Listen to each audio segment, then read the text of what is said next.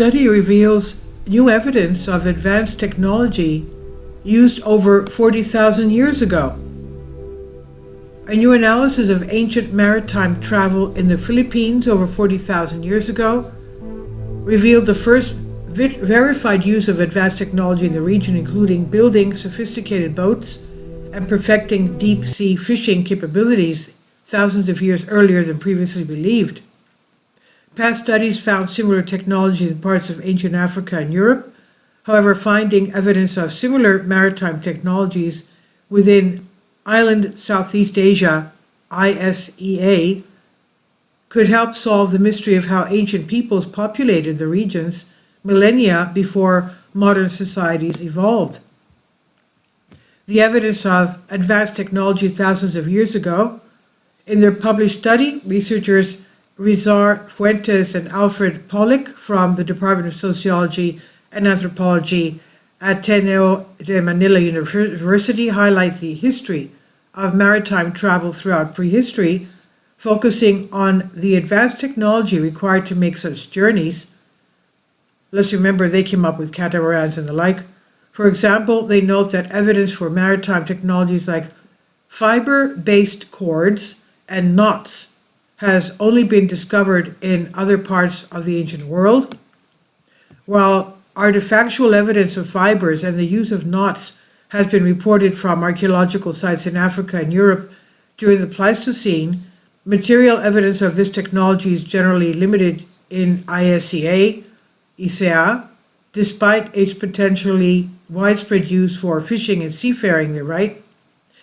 Past research looked at how extracting tree resin by early Homo sapiens likely aided in the advent of maritime travel in the Pacific over 55,000 years ago. Another study cataloging evidence of human occupation in the nearby areas of Indonesia and Timor revealed the likely use of relatively advanced technology to traverse the seas over 42,000 years ago. Several other studies have found evidence for advanced technology appearing millennia before archaeologists previously believed. These include the use of hand carts in the Americas 22,000 years ago, the use of an ochre-based glue-like substance by modern humans' Neanderthal cousins over 40,000 years ago, and even the sudden and rapid advance in technology around stone tools over 600,000 years ago. Still, the Ateneo de Manila University researchers point out that direct evidence for the types of boats used to travel such long distances and the nets used to capture deep-sea fish has likely been lost, since they were almost surely made of organic material that would survive for tens of thousands of years. And as a result, the researchers focused on evidence supporting the use of these comparatively advanced technologies to show how these ancient people likely traveled the oceans millennia before modern Polynesian seafarers.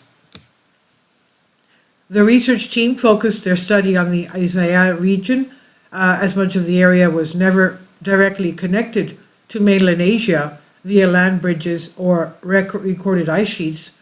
The researchers point out that the area had also yielded artifacts showing human occupation as far back as 42,000 years ago, meaning that humans must have traversed the sea to get there. Unfortunately, since wood and fiber-based materials would not survive until the present day, whatever technology they used to make those crossings must be inferred. The team started unraveling the mystery by conducting a microscopic analysis of several stone tools collected at these archaeological sites. According to the researchers, this analysis reveals identifiable traces of plant processing on several stone tools.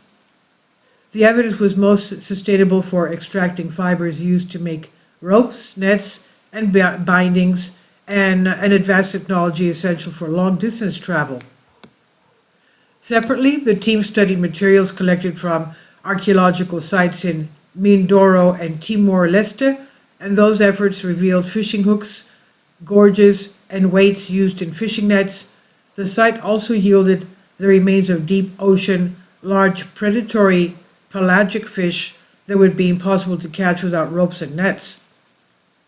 According to the researchers, these findings indicate the capacity for advanced seafaring, and knowledge of the seasonality and migration routes of those fish species. The researchers also note that the discovery of fishing implements indicates the need for strong and well-crafted cordage for ropes and fishing lines to catch the marine fauna.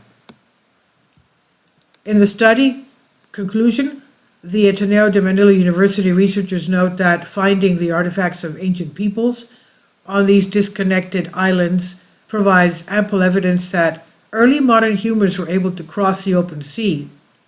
However, they also note that the circumstances of why and how they moved into and across the Isea region remains to be addressed. The identification of the boat building materials through direct or indirect evidence is vital in understanding movements across and within island environments, they write, along with explaining how these ancient peoples were able to travel such vast distances to occupy the thousands of islands in the region. The researchers believe that the connection between traces of prehistoric plant processing and sea crafts used by the ancient people is arguably an indication of behavioral modernity. The discussion on sea crossings partly touches on the complexity of human behavior in island environments, they write. However, in terms of traits of behavioral modernity and cognitive complexity directly associated with prehistoric seafaring during the Pleistocene, the archaeological evidence is scarce. This is by Christopher Plan.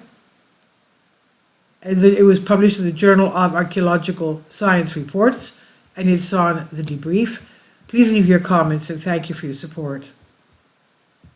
Please support my Patreon account. The daily posts are 5 videos daily, and they are totally different from what I have on my YouTube channel. Thank you so much for your support and that you find all my content so interesting. You'll find the Patreon account details in the description box below.